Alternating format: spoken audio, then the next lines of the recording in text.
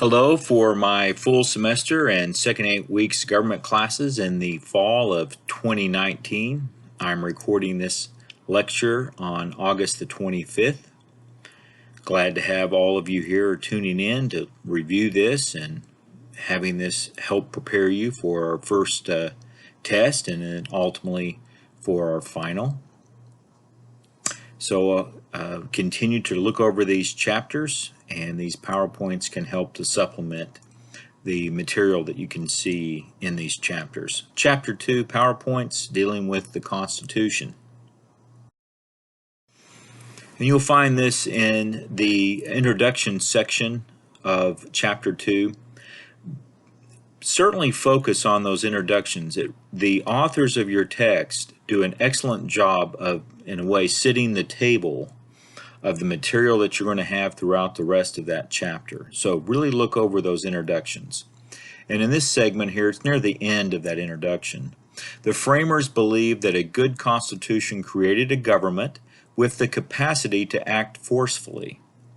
But they also believed that government should be compelled to take a variety of interests and viewpoints into account when it formulates policies. Notice the contrast. Notice the desire to seek a balance between a forceful government and then also an accommodating government of different interests. And that's brought out early on in this chapter as well. And that's an ongoing area of balance and a pathway that we're continuing to try to find here in the United States. With that, also in a document before the Constitution, you have the Declaration of Independence, the document that helps to create the explanation as to why there was a revolution. And as you'll see when you read this chapter, and then also as you read in other documents or perhaps in other classes, it's not as if everyone living in the colonies was for the Declaration of Independence in the Revolution. In fact, perhaps as low a number as really only about 1/3 of all the people living in the colonies were really for the Revolution. But those who were for it believed in this direction for government, and that there was a limitation of government, and that there's actually some power greater than government. And that's where people would get their natural rights. We know that perhaps even still to this day, but certainly at the time of the writing of the Declaration of Independence, the people in positions of authority were not living up to this document. In fact, the main writer of this document, Thomas Jefferson, wasn't living up to it. The rights possessed by all humans as a gift from nature or God, including the rights to life, liberty, and the pursuit of happiness. So in that process, as you're trying to maintain the rights to life, liberty, and the pursuit of happiness, government needs to be limited and let individuals thrive. It's a beautiful concept, and it's one, again, that we are still trying to live up to, and certainly was the case back in the 1770s. So the main author of the Constitution, which is the document that we'll focus on the most here in this chapter, is James Madison. He's the 4th President of the United States, the first Speaker of the House, a delegate from Virginia, which was the most powerful state at the time of the writing of the Constitution. So when you look at the original document of the Constitution before you read amendments, you're reading primarily the language of Madison. And Madison's ideas of government and the reason for government is a rather pessimistic, or perhaps a way we can look at this as a realistic way of viewing human nature, human beings. And that is that you need to have some control over human beings. But how do you do that if you also want to allow individuals to thrive and to be able to find their own way, their own pathway. Well, perhaps then you have to have individuals control other individuals. If men were angels, no government would be necessary. If angels were to govern men, neither external nor internal controls on government would be necessary.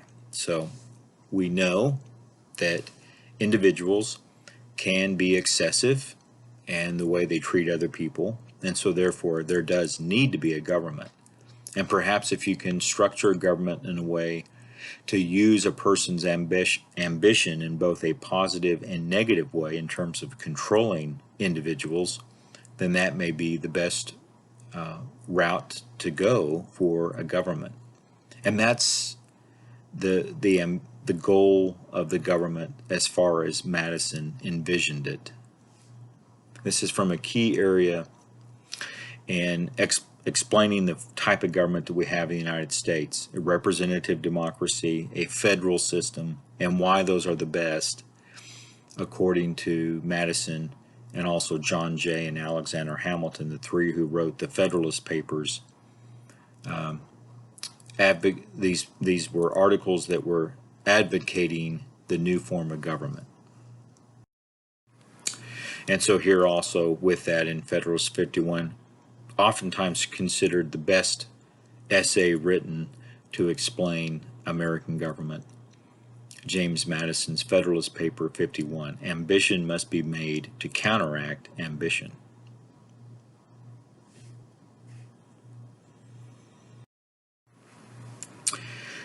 So early on, as you can see here in this chapter, there's this description of different attitudes, goals, different types of segments of society, all living within one government. So you want to have a powerful government, but you also want to have the liberty to be able to express oneself in different ways and live different lifestyles. So with that in mind, your text points out 5 primary sectors of society at the time of the American Revolution.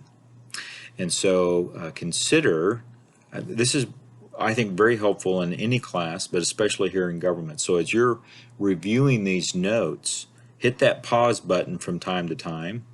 And as you can see here, consider in your thoughts and notes how these 5 sectors would have conflicting views on the relationship with the British Crown. So if you look at those 5, I think you can pretty clearly see that there are some of those groups that would be far more supportive of the British Crown and would not be very supportive of the Revolution. And they're all living in this same territory.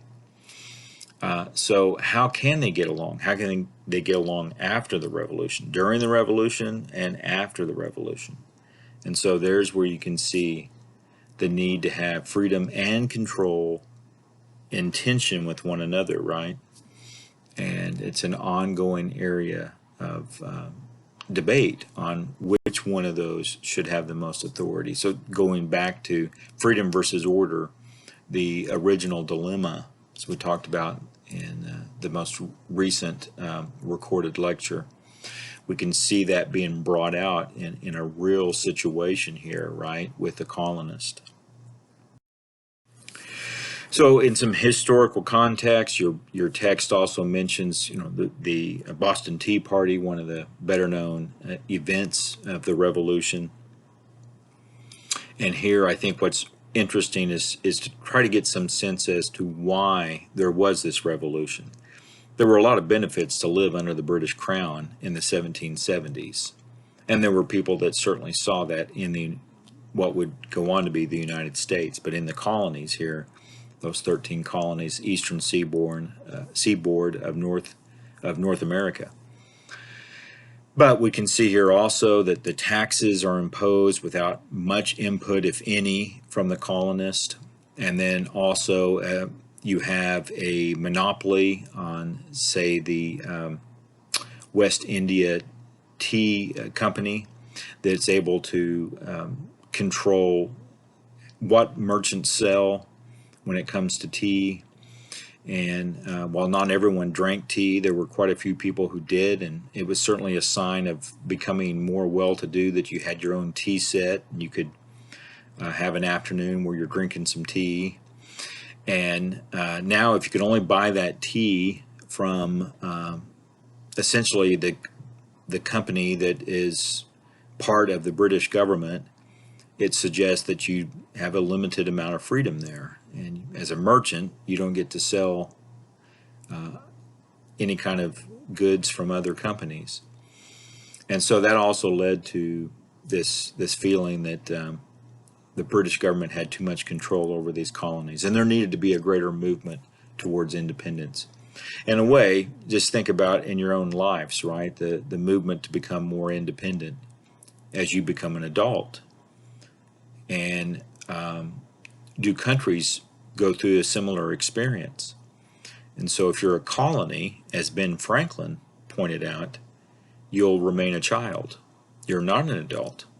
So kind of collectively, again, to look at a territory where people live, the people living there are not adults, because some other territory, some other government gets to make decisions for them. And so if you want to be independent and take the responsibilities of making decisions, then you have to be your own country. And so that was also part of the idea of the revolution. Good stuff to read there early on in the chapter. And bloodsheds also, of course, became part of the process. And you can go to Boston. Boston's a city where just about every square inch of it has some sort of historical context, historical meaning. And there's the very spot where the very first person fighting in the revolution, or leading to the revolution, was killed by British troops. This is one of those events where things just got out of hand. It was in early March. Snowballs and rocks are being thrown at the British troops that are there to try to maintain peace in Boston. And as we can probably imagine, alcohol was involved, and you did have a case where, not knowing exactly who gave the order or what happened, a round of rifle shot went through a company of British soldiers and killed some American, what would later be called American patriots, clearly. And depending on your point of view, right? Some might view them as rebels. But you had people die in the Boston Massacre, and that was the first event of bloodshed. The attorney defending the British soldiers in this event would later go on to be the second president of the United States, John Adams. And they were found not guilty. So there was the successful defense attorney in the case involving what was called the Boston Massacre. Crispus Attucks was considered to be the first person to be killed. So he was a man of Indian and African descent, and was killed there in Boston, along with, I believe, 4 other people. I think they had 5 altogether that were killed. Well, this is not a history class dealing with the American Revolution. There's a lot to read and study and think about the Revolution, and hopefully you'll do that. I'm sure you're doing that in some of the classes. But for our sake, after the Revolution and the success of the Revolution, there's a period of euphoria, of course, but then reality comes seeping back in, and the reality is you've got 3 powers, of 3 European powers, that are still surrounding this new country. And you can see this from this map here. The Spanish in the south and modern-day Florida, the French on the west of the Mississippi, and then in modern-day Canada you have the British. So you have 3 very powerful armies, organized countries, far wealthier than the United States, and 3 with much better navies than the United States, that have this ability to really box in this country. And of course there's, even though the, Spanish and the French may not like the British, in lots of ways they don't, both of those countries had to consider what would it mean to allow a part of your kingdom to successfully defeat the king and find independence. So, that was not a good look for both the French and the Spanish as far as they're concerned. So, I mean, in some ways they found some benefit of it, but they also realized that this could create some problems for their own empires as well. So it's not a real great situation for the United States. And you'll see that when you read through this early part of this chapter. And then the first form of government is known as the Articles of Confederation, which does allow for, as you can consider, think about which level of government has the most power here, national government or state governments. And it's fairly evident, even though it kind of comes right out and says so, but it's fairly evident that it's the state governments that have the most power. And when that happens, that's of course done at the expense of the federal government. So you have a weak national government, and you have Congress that cannot interfere with state commerce policy, so states can carry on trade without really consulting Congress. Congress doesn't have the power to tax. As a result of that, there's really no money for the Army or the Navy. Seeking money for the Army or the Navy primarily comes out of the area of donations. So you got donations you're asking donations from state governments to the federal government to maintain an Army or a Navy. When you consider this time, late 1700s, early 1800s, that in many areas of the world, and they still exist today, but certainly at that time, piracy was very effective, very powerful, and for example in North Africa and parts of the Caribbean. So in that case, I mean, not being able to control, because you didn't have a very good Navy, the possibilities of your trade ships being overrun by pirates could really have an impact on your ability to make any kind of profit for your country. So, and for private business. So there were some real questions about the ability of this government to be effective, certainly at a national level. And that was brought out even more, as you'll read here on page 48 on Shays' Rebellion. You had a collection of veterans, farmers, that attempted to overrun a garrison, a fort, a supply depot for the Army. And that's a pretty big issue, right? I mean, what kind of stability do you have? I mean, even to this day, consider that if you were to read a headline about a group of people that tried to take over a military base in the United States today, wouldn't you think that that would really be a sign of weakness for your country, to see something like that even possibly occurring?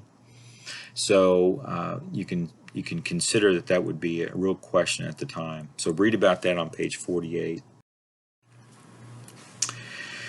This then leads to a greater demand for a constitutional convention to at least revisit the Articles of Confederation, or perhaps even just do away with it, which ultimately is what happens. Now, the delegates to the Constitutional Convention, you'll read on page 49 by historian Charles Beard, a conclusion that these are individuals who are here to protect their self-interest. It's probably not too surprising, but the contrast was very stark at this time, that the people who would go to a constitutional convention are considerably better off than most people in the country. And so are they not also then considering their own economic well-being in this process? And so Beard, in another observation, views those delegates as the well-fed, the well-read, and the well-bred. They're well-to-do. They're doing fine. So what does that mean for everybody else? And what does that mean in the decisions that they make? Are they not taking into consideration how they will personally benefit from this new Constitution? Not everyone agrees with Beard on this, not all historians, but that is certainly one question and a viewpoint of the motivation of the need for a new constitutional convention. Some of the people who were there, some of the better known individuals, we probably all know these individuals who were there at the Constitutional Convention. George Washington, the presiding officer at the Constitutional Convention. Ben Franklin was the oldest delegate. He was in his 80s at the time, and considering that the life expectancy was around 40, that's pretty remarkable. A lot of it had to do with the infant mortality rate, but nevertheless, living as long as Franklin did was not that typical by any means, and he was a very well-known individual for the country. Hamilton, the first Secretary of Treasury, he was an assistant to Washington during the Revolution, so he had been a fighter in the Revolution. He was he's on our $10 bill today. He was a very strong advocate of the country going into debt, and we can see that that's happened quite a bit for our country today. We're in considerable debt. He didn't find that to be too much of a big issue. The big question was, who is the country in debt to? So if the country's in debt to certainly people of the country and good trade partners, then perhaps it's not that much of an issue. So he was a very influential person at the Constitutional Convention. But there were some other well-known people in the country who were not attending the Constitutional Convention. This is Thomas Jefferson. He was the third president of the United States, the writer of the Declaration of Independence, and he was the ambassador to France during this time, so he was not in the country during the Constitutional Convention. The second president, John Adams, was ambassador to Britain, so he was not in the country at this time as well, not attending. You had some individuals who wanted to go but were not invited to go by their state delegations, their state assemblies. So Samuel Adams, a distant relative of John Adams and known for a brewery in America today, was not approved to go by the delegation, the Assembly of Massachusetts. He was very much a leader of the Revolution, but are those the same kind of people that you need at a constitutional convention? It's worth considering that. And so again, kind of think that over as you look over this material. So here's a quote by Samuel Adams. "It does not take a majority to prevail, but rather an irate, tireless minority, keen on setting brush fires of freedom in the minds of men." So that's a question for you to consider. Would a revolutionary make a good statesman? Are you now needing more statesmen, statespeople, when it comes to putting together a constitution? Especially, again, as we can see early on in this chapter, this discussion about different interests, conflicting interests. And so if you had all of that, what does it mean if you put revolutionaries in positions of authority? So think that one over. Thomas Paine, also a well-known individual, was not invited, did not get the support by any state delegation to be a representative. He was a radical individual for his time, and it is worthwhile to think that there are people in certain times in history that perhaps are forward-thinking, and that others now start to think like them later on. So he was for, and this is in the 1780s, 1770s, he was for the abolition of slavery, and he was also for giving women the right to vote.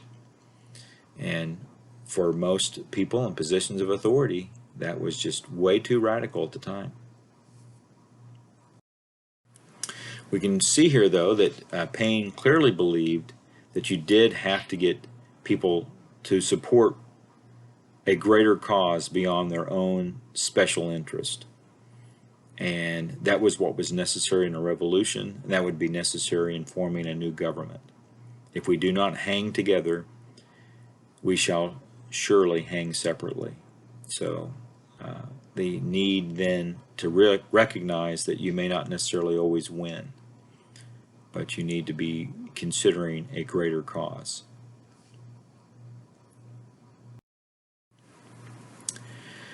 So when you consider the purpose of the United States government, why form a new constitution? Why even have a government? Why have this new country? I think it's important to consider that preamble. It should explain this is the reason why we're forming a government. And you can read that on page A9 of your text. And here you can see the purposes of the government are brought out in the preamble: to promote justice, maintain peace at home, defend the nation from foreign foes, provide for the welfare of the citizenry, and secure the blessings of liberty. Justice, peace, defense, welfare, and liberty. Consider that, how those work. It doesn't mean that all questions have been answered, though. I think we can see that. So, purpose of government. Are we providing the defense that's being brought out by using the National Security Agency to listen to people's conversations, to have people read the text on people's phones, and essentially spy on people? And this is what's brought out in really the most powerful of the agencies in the United States. Is that part of what we find in the preamble? Does it lead to some conflicts on how exactly this agency goes about its activities? And the same can be said about welfare. Is this the purpose of the government? To provide the food stamp program to those that perhaps have some real struggles in being able to feed themselves? Is that a role of the government? And we can see that question brought out here. And looking at the preamble and the use of our government in the modern setting that we have. Well, again, looking at interest here, you can see that that conflict is brought out. So now you're trying to determine how you have representation for that government that's brought out in that preamble. And here you can see that there's, again, a conflict on how the representation should be determined.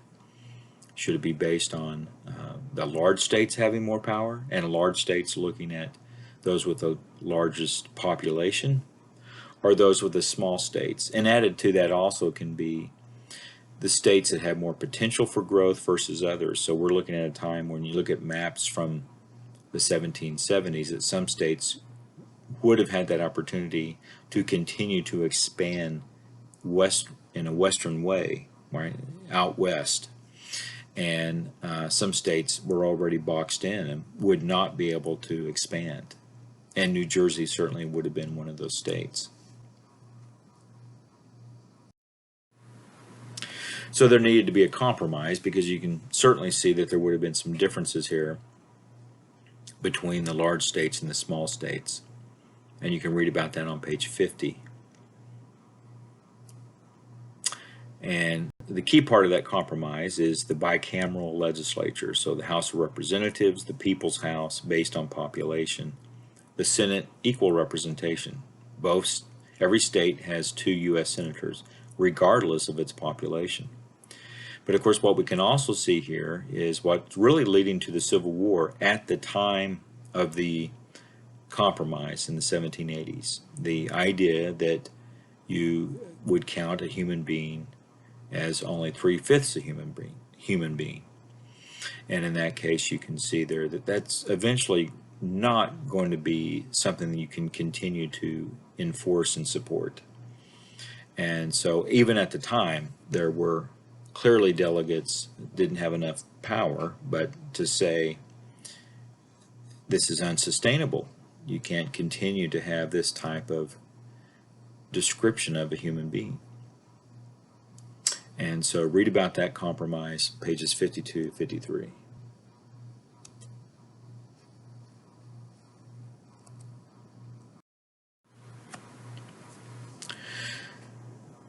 We can see this issue of shared power.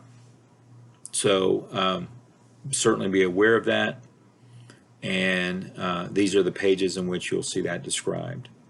You have what's probably in your civics that you might have had in the 7th or 8th grade, a description of the legislative branch, executive branch, and judicial branch.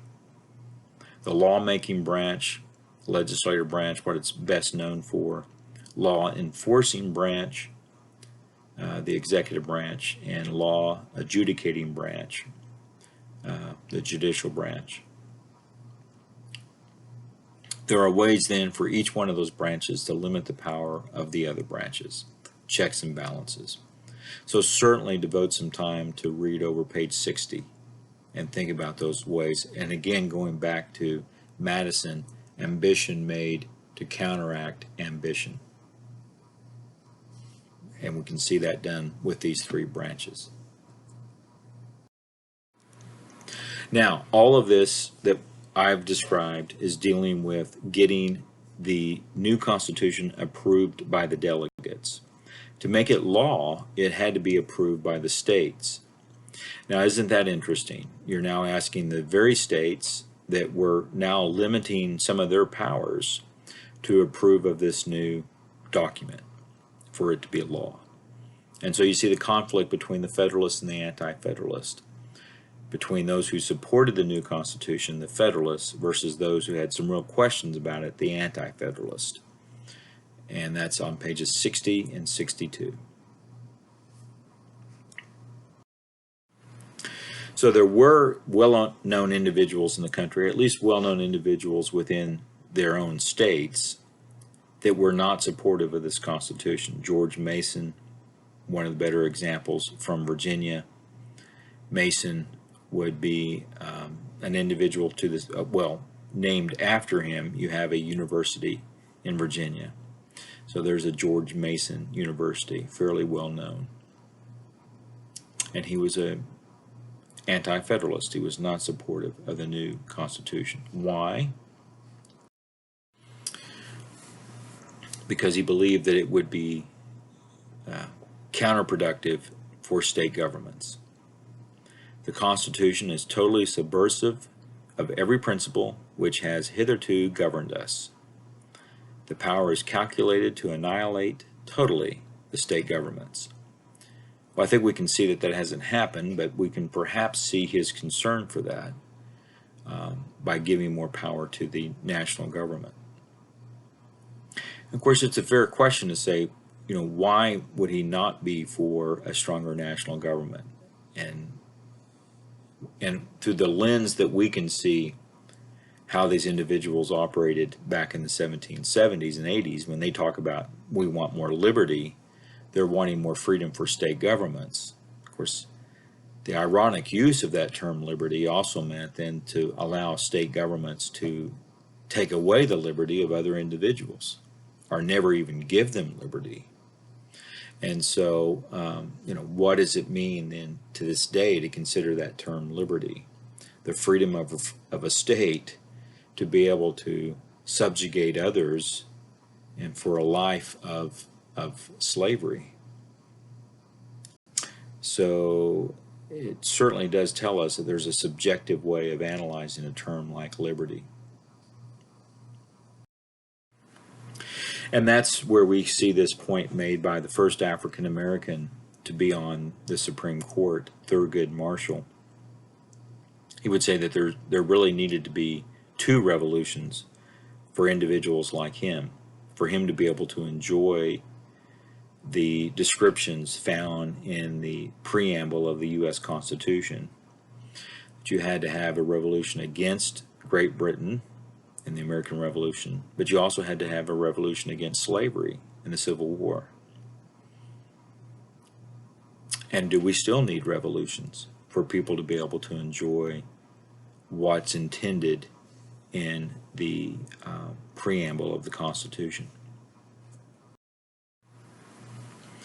And perhaps part of that's brought out by the ongoing extension of the right to vote, extending the right to vote for adult men, the 15th Amendment in 1870, extending the right to vote for adult women in 1920, and the reduced voting age from 21 to 18, 1971.